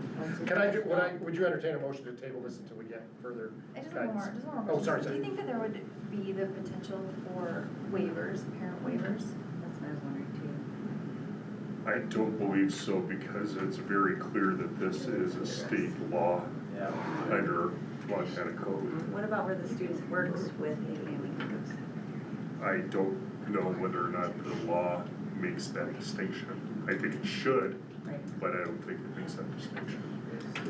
Yeah, I guess I would request that we look at definitions and get the, because the way, I mean, what Scott's saying, I think is definitely helps with like OPI's guidance, like that helps assuage a little bit of my concerns with, I mean, there's still gonna have to be some protections put in place with our work study at MBT, potentially, but the way this policy is written is it doesn't state that, it's not very clear, and I mean, when you, because both 3665 and 2600 interact. Right. And in 2600 it says all the definitions in 3665 are part of 2600, and so you get, anyway, like I said, it's just, they're not jiving real well, and so I would, maybe we can get the lawyers to finally be clear. Yeah, I'm okay with, and tabling it was one thought that I had already too. I'm also, not gonna give you, too much opportunity to believe that we can just keep kicking the can down the road though, because it is a new statute that we have to comply with. Whether we pass a policy or not, we still have to follow state law. Right. So, but we can try and get some of these questions answered. Possibly even pull the policy committee together between now and the next meeting, just to discuss it and look over that information and maybe have a better feel for it. I don't know, it's up to you, Scott. No, I think that's highly appropriate, and I agree that it. Will MTSBA like produce best practice? If this is the best they can do, like, the rule's terrible. Not the policy, but the policy's difficult, the rule doesn't make any sense. Right. So, I guess. Well, I mean, I think the intention was the protection of the children. They Yeah. don't want that. 100%, yes. You know, The one thing. but the road to hell is paved with good. I mean, the one thing that's not defined in it is supervised. Yeah. So Scott, would you want to table both 2600 and 3665 since they're interrelated? Yes, I would suggest that would be wise to do, because if we approve one and then try to dovetail the other one in later on, it's gonna be just a mess. So I think that if we work with them together, it would be beneficial. So I would entertain a motion to table 2600 and 3665. 3665. I make a motion to table policy 2600 and 3665 until we get further clarification. Okay, motion to table, second from Tyrell. Questions or comments from the board? Questions or comments from the public? Seeing none, all those in favor of the motion to table, please signify by saying aye. Aye. All those opposed by saying no. Motion carries. Thank you. Yeah, Tyrell and I kind of talked a little bit about this earlier today, and it got messy in a hurry, so. Okay, so we'll go on to something a little bit less complicated, and that's revisions to 3150. Yeah, part-time enrollment. Part-time enrollment. So this policy does kind of change some of our language regarding part-time enrollment, and definitely sets some rules about how districts can provide preference for students who are full-time versus part-time, if there are limited options for a particular course. I don't really know what else to say about it other than that. It's pretty clear the way it's spelled out. And we are getting more requests from the homeschool community for kids to come for 1 or 2 classes. We actually discussed some of that today in our admin meetings. Does it matter what classes they're here for, like if they only come for electives, or do they have to, as far as A and B count? No, A and B count's gonna be based on time. Most of them are still gonna end up being part-time students, but we will get some A and B credit for them. And my understanding is we can't necessarily require students who are coming for that reason to like take English, if they just wanna come and say take band. Is that jive with, So then how does that work? Like, are our students that are full-time get priority on elective classes? Not with this. Not with this. And this is saying that we can't do that. If you are reading it, it's basically saying that you give priority to the student who has the greatest need for that course in terms of graduation. So let's say you have a senior that needs a class to graduate and a freshman who wants to just take it for fun. You're gonna put the senior in, whether they're full-time or part-time, that's when it's gonna get it. Now, most part-time students are probably not gonna be graduating from our school because they're not gonna have our credits. But that's the priority that's getting laid down here, where we used to kind of follow something similar to what you just described. Yeah. Question on line 33, on the first page. What is matriculate? To move on from one grade to the next. Okay, So it's like to advance in the system. thank you, sorry, I Yep. didn't know what that word Yep. meant. Good question.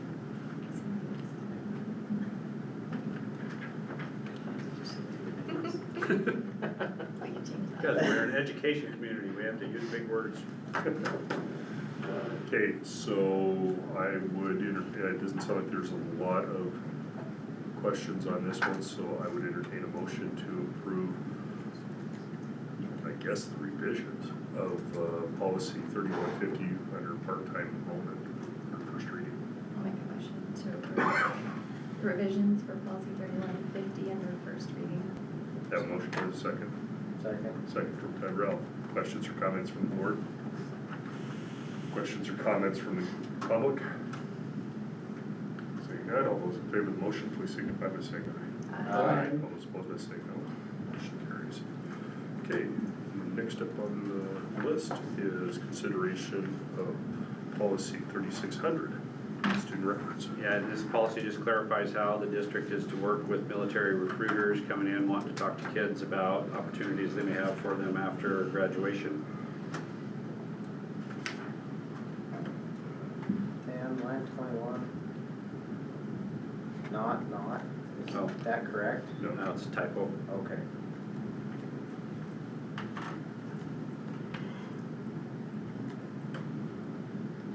Good catch. We good? Okay, then I would entertain a motion to approve the revisions of policy 3600 under first reading. So moved. Motion by Tyrell, second. Second from Tiffany. Questions or comments from the board? Questions or comments from the public? I have a motion, please signify by saying aye. Aye. All those opposed by saying no. Motion carries. Okay, we skipped that, or we tabled that one, and we'll move on now to policy 4550. registered sex offenders.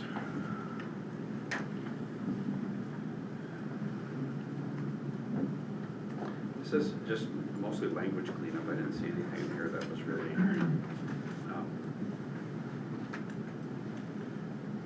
controversial.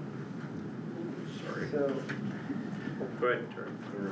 I guess I have a concern because lines 33 and 34 are stricken.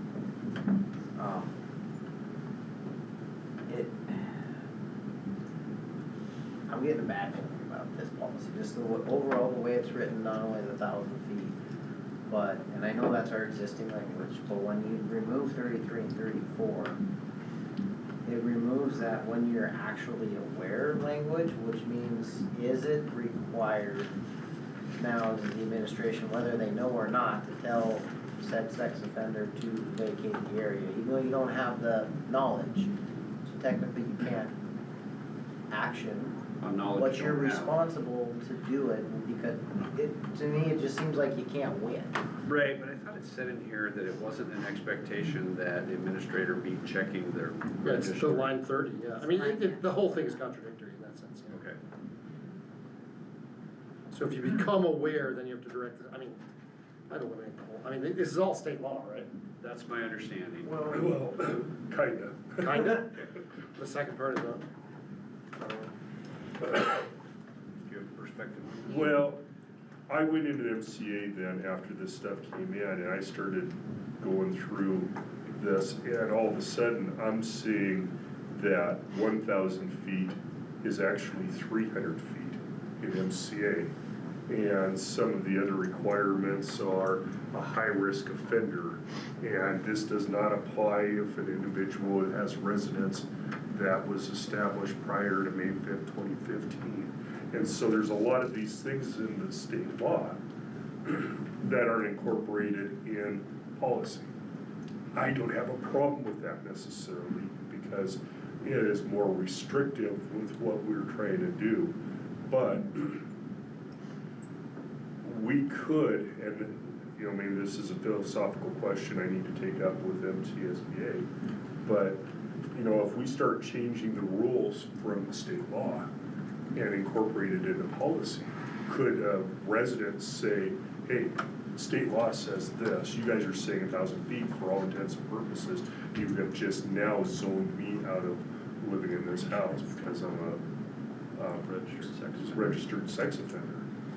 Even though I've been complying with law all the way through, you guys are now changing the rules on me, because right now, a registered sex offender has to verify that their resident meets the requirements of the law.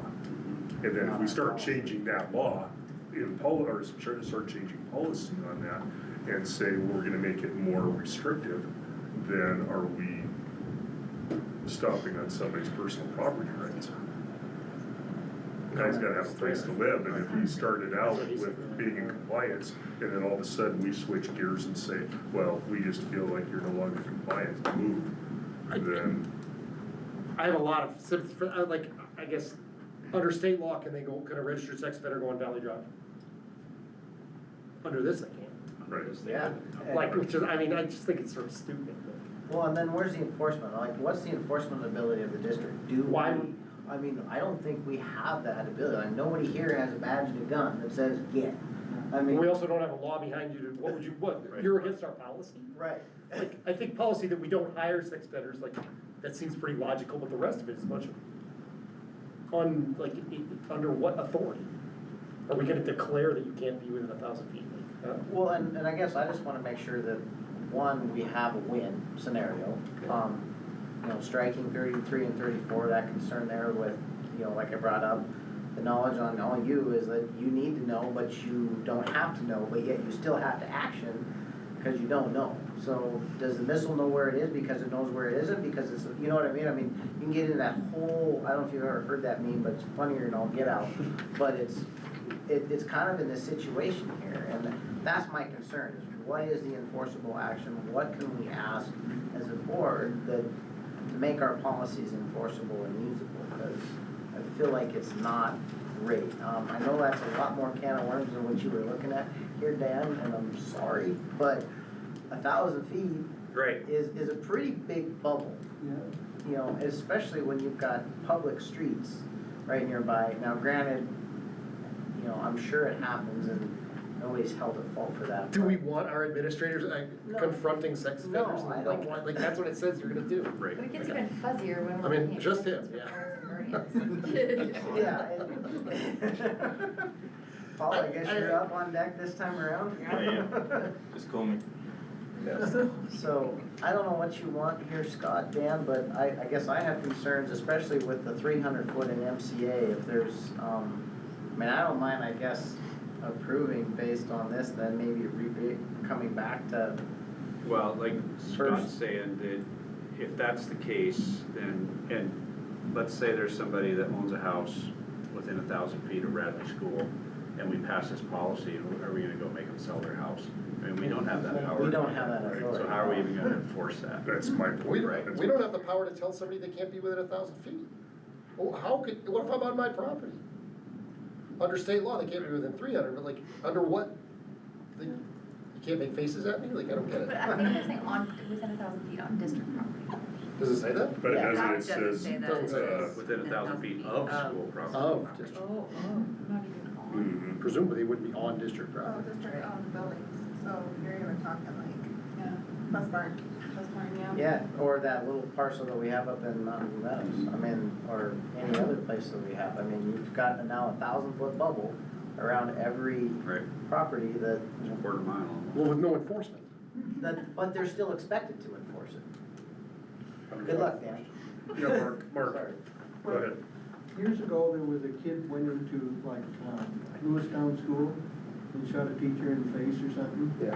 And then there was a policy come down, you couldn't have a gun within 1,000 feet of any school. And I says, and we were having the meeting in this school, and we only have 3 schools, and I says, I bet you there's 600 guns within 1,000 feet of this school, and I know that there's 6 in my pickup. And I wish you would not, would you stop telling that story? I know it is, but I don't. Well, and how do you, not that we have 600, not that we have 600 sex offenders within 1,000 feet, but we got quite a lot of them, I'll almost guarantee you. And if they don't have a right to live, they need to be in prison or put to death. They, you know, they were released by the criminal justice system and given freedom, and this thing says you don't have freedom because every 1,000 feet we got, or every 2,000 feet, we got a school, and you can't be, I mean, if you draw that picture, there's pretty much no place in this town you can be. The other obvious thing is like, can you impose other policy on random members of the public walking by? Like, it's stupid. We can have that conversation on the next one Yeah, I just wouldn't pass it. too. Do we check with Tony on that? Yeah, I would suggest that we do that to get clarification. Give him my number. And Mark's. And Mark's. Well, I can bring it up, but I won't. This guy's got 6 It's guns. just kind of crazy that we're gonna run background checks on employment, but we're not Right. passing something to protect our school district from sex offenders. I don't know, I'm a little conflicted. I have young kids, but I see Right. controversy. Well, I definitely too, and I think that the motivation behind it is solid. Yeah. It's the enforcement that becomes an issue, and then there's also such things as high-risk offenders. I mean, I know of an individual that, he dated a girl that was underage, and he was overage by, a couple of months, and he had to register as a registered sex offender. Not gonna weigh in on whether or not it was appropriate or inappropriate as far as consent laws go, but at the end of the day, that's the kind of problems you run into, is that they've got, it's broad brushed on everything that's there, so. I think that before we go in there, I wouldn't mind tabling the changes at this point. Talking to, Tony, seeing if we can get clarification based on what the law is. And like I said, I went on MCA, I'm not a lawyer. Right. Thank God. by the way, I'm not a lawyer. But I went in there and there's nothing good about that. That's good company, it's good company. But, It was a compliment, I think. think. Can you imagine being an engineer? yeah, The things that bother you, it's unbelievable. But get clarification as far as if we're compliant, if the policy is compliant with state law, and if we've even got an enforcement. How's the enforcement? Yeah, don't get me wrong, I'm not trying to. No, I get it. Advocate for, sex offenders. It's, I'm advocating for our staff on what's an expectation and what's a win scenario for, so y'all don't end up in, we all don't end up in a lawsuit. As I was reading it, I just had visions of the principals roaming around a 1,000-foot radius, and they're talking to everybody who's out on the street walking their dog and making sure they're not registered sex offenders crossing the line, so. I go up to random people and ask them. Hey, are you involved? Oh, yeah. Let us know how that goes for you. So I make a motion to table the changes to policy 4550 as presented, up Okay. until additional clarification. Have a motion to table, policy 4550. Do I have a second? Second by Tiffany. Questions or comments from the board? Questions or comments from the public? Seeing none, all those in favor of the motion signify by saying aye. Aye. All those opposed by saying no. Motion carries, and we'll revisit this at a later date. This is another one of those though that we won't be able to sit on our hands for very long. We'll have to move on it because they don't want to see. Or what? What's that? Or why? I guess I don't understand why. State law. Changes in law. State, changes in state law, so. I mean, I know that you push the envelope a lot more than I do, Mark. No, I know, I mean, I'm not suggesting the state law is wrong at all, but like, why we wanna deputize our administrators to go ask people this beyond me. Without giving them guns. We got That's all we six. need to do now. So we got 6 administrators, I think we're good. At least. Okay, next one under consideration is policy 5015, bullying and harassment, intimidation. Yeah, and this really just clarifies the language at the bottom of page 1 and top of page 2, the responsibilities of the district, and in light of the jurisdiction of the district. I'll be honest, I'm not sure that some of this revision didn't come out of some things that went on in East Helena last fall, where it was determined that certain people were using their right to free speech, and that was outside the jurisdiction of the district and our ability to do anything about it. Why is coaches struck out? Just kind of consider their school. Where, 912.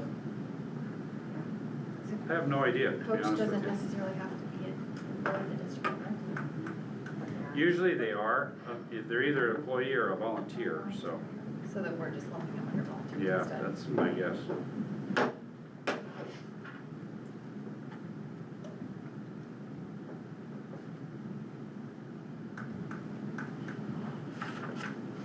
Otherwise, I don't see anything in here that's really earth-shattering.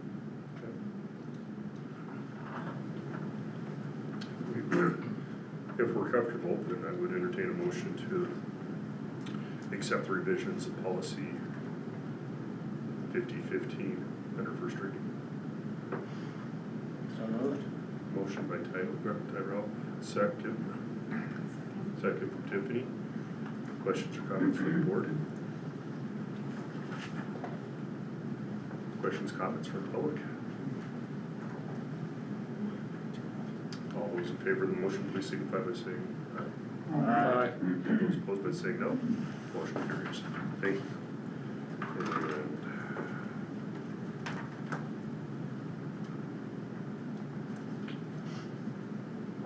And the next policy is under We're at 5122. Okay. Next one is revisions to policy 5122. I was trying to decide if this Yeah. needs to be tabled. That's what I was wondering as part of the rest of that. Yeah, it says the definitions in 3665 Oh, are yeah. applicable Yeah. to this policy, so So this is Let's related. put it with that package in. So I would entertain a motion to table. So moved. Motion from Tyler, second. Second. Second from Tristan. Questions or comments from the board? Questions or comments from the public? All those in favor of the motion to table, please signify by saying aye. Aye. All those opposed by saying no. Motion carries. And the final one is revisions to policy 5321, leaves of absence. This one kind of hit me out of left field. I'm not quite sure what the purpose for some of the changes are, other than to add some clarification to include business managers, clerks, and superintendents in the language as to who receives this type of leave according to Montana code. I am going to make a recommendation that on the second page on line 25, the optional section about personal and emergency leave, that we strike that and leave it out since it's optional. Just because this is a policy that specifically addresses some of the definitions that are also addressed through the collective bargaining agreement with classified staff. And I didn't see anything in here that's problematic. However, we don't provide personal or emergency leave for classified staff. We do, especially for classified staff who are in their probationary period, have allowed for unpaid leave, which I guess you could reclassify or define as emergency leave. But we don't grant it in units of half or full days. We'll let them take like an hour if they need to go to a dentist appointment. They're not able to access their sick leave yet. And that's why I think it'd just be best to just strike the optional section, because I think it just muddies the water further. But otherwise, I think the rest of the revisions are okay. Go ahead. So, second page, line 3, editorial, there's no ending parenthetical. Oh, thank you. And then, last page, civic duty leave. Yep. Does that include military deployment leave, like for Title 32 or Title 10 work for National Guard?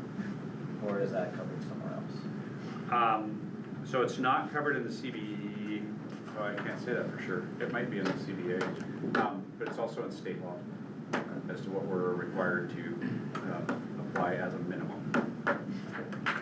Then no changes there. Thanks for clarifying that. Yep.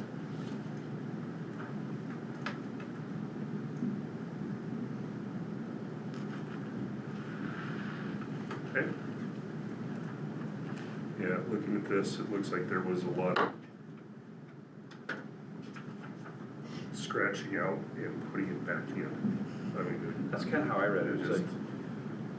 It was cleaner. The second attempt is maybe cleaner, but I didn't really understand why they even took it on.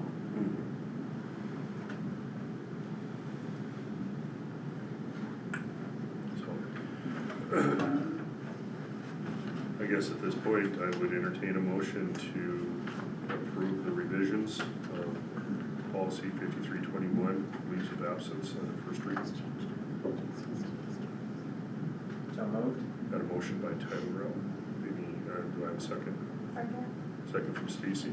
Questions or comments from the board? Questions or comments from the public? Those in favor of the motion, please signify by saying aye.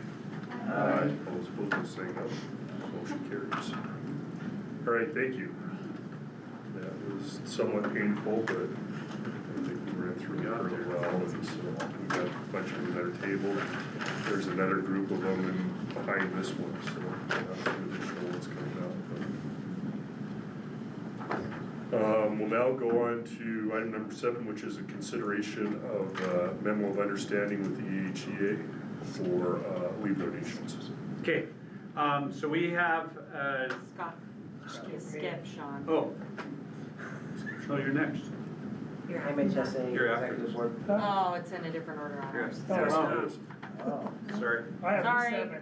Sorry. I'm just going off with, I closed from the board thing up the Hey, number website. 8, Sean, don't, Look at this. don't. I have the same. We gotta update Jen that had the same website, thing dang she it. was trying to get your attention to. All right, the MOU involves language in the negotiated agreement that limits the amount of sick leave a staff member can grant to another staff member and the amount that can be received. Because of the very unique situation and need right now for Holly to be able to be with Otto for his treatment, we're asking the board to consider an agreement with the union to suspend that language for the remainder of this school year only for that one employee only. So it's very unique and targeted situation. And this will enable employees who want to donate more leave to Holly than they would have normally been allowed to do that.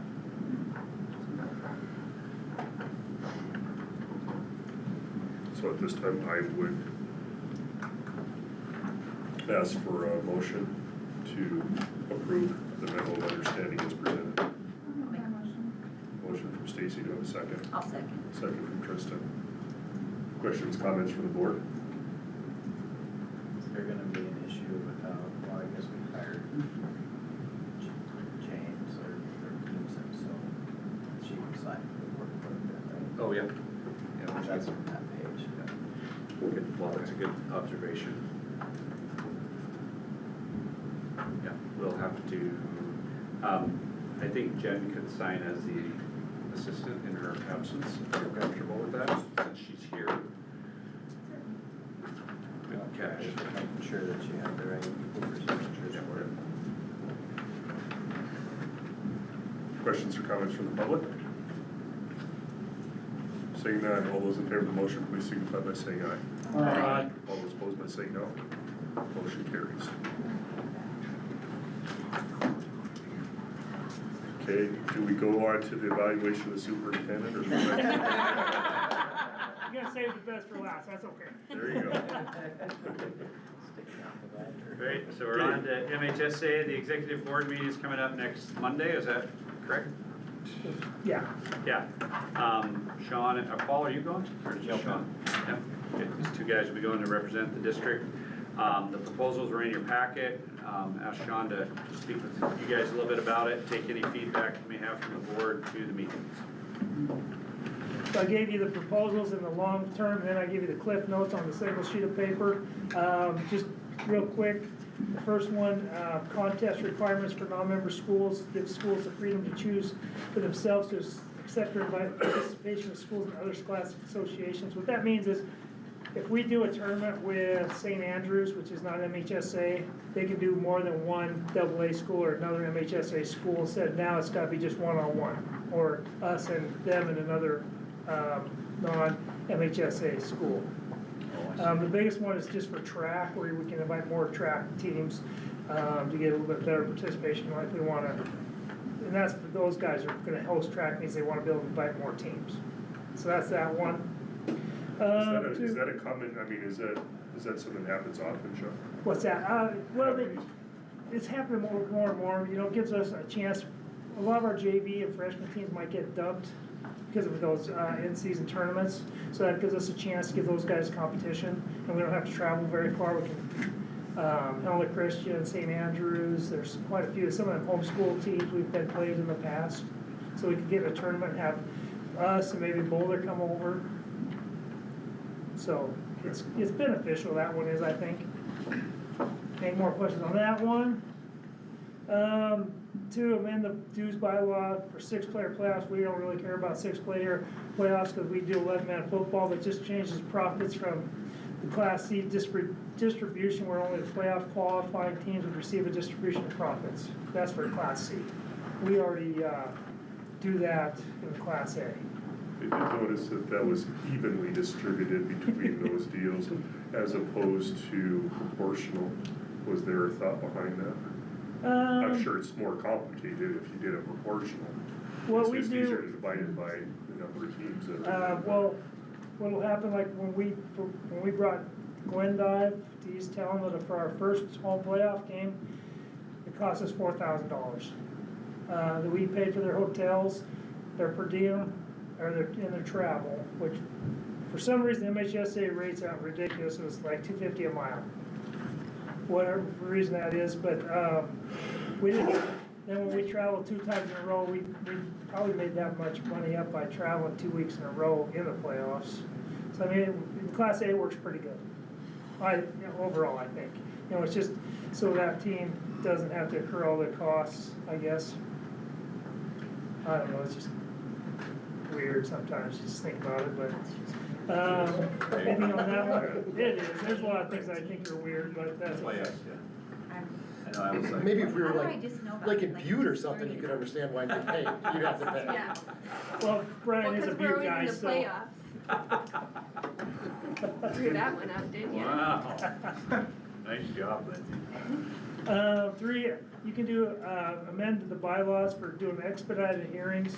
And then it costs you from $250 to $300 to do an expedited hearing.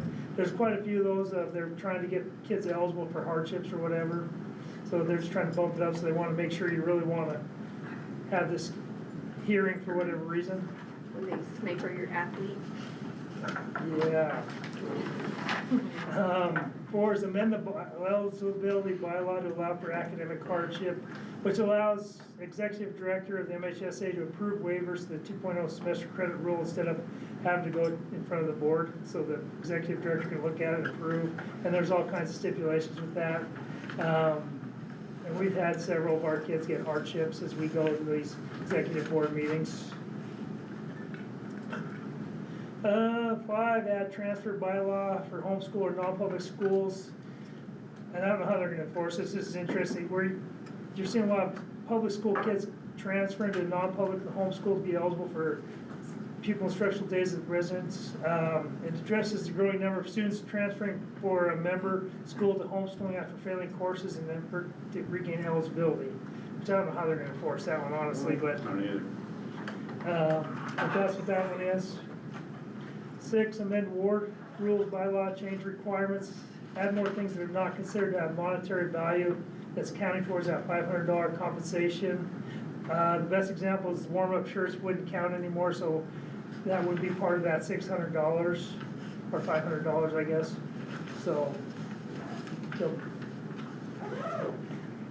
And then 7, amend the general penalty bylaw, spectator ejections. Changes from 3 games to just 2 weeks, creates a more consistent policy for fan ejections statewide. So instead of, trying to find those 3, you say you can't go to games for 2 weeks.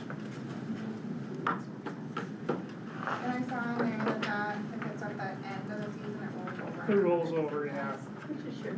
Are there any on here that you guys are against? Are there what? Any that you're against? No, I'm good with all of them. Do they really need to raise their fee from 250 to 300 for their Raise their what? fee? 250 to 300? To bring an eligible kid up. They're trying to reduce the The number of hardship, executive, whatever board. quick ones they're getting in there, because there's quite a few schools that are sending A lot of hardships lately. 4 or 5 Yeah. sport seasons. Well, I didn't even know what those are. So if a kid is not eligible based on MHSA rules, you can apply for a hardship based on whatever may have happened in that kid's life Gotcha. to get them eligible for that sports season. But you're seeing schools sending 4 or 5, 6 kids for Takes up a lot of emergency administration. rooms. Yeah. Who pays for that, the parent or the school? We do. We do. We do. The school. But then they're also lowering it on 4, so it's kind of helping itself out in a sense, right? They're lowering it the for expectation. just the credit rule is the only thing they're lowering. Yeah. It's not that hard. Is that You can pass it on to the Parents. Okay, any other questions for Sean? Do those, sounds like all of them are going to pass pretty easily, or? I imagine they will. There's nothing too controversial, so. It's not like we're, having a, sanctioning another sport or something like that. That's right. They actually tabled flag football for 2 years. That's what I was wondering, I noticed So- that it wasn't on there, it kind of surprised me. Us too. Okay, well, if there's no other questions for Sean, we'll move on to the last item. of which is the evaluation of the superintendent. As the presiding officer of this meeting, it is my determination that, yes, sir.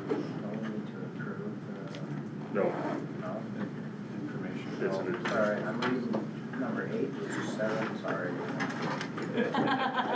God, I was good, I was rolling too, you didn't either. I'm sorry, Scott. As presiding officer, I've determined that the evaluation of our superintendent, that the individual right to privacy clearly outweighs the public's right to know. So therefore, the following portion of our meeting will be held in closed session. After we move out of closed session back into open, any activities or motions made will be done in the public setting. So at this point in time, I would ask the room to be cleared, and we're temporarily at recess.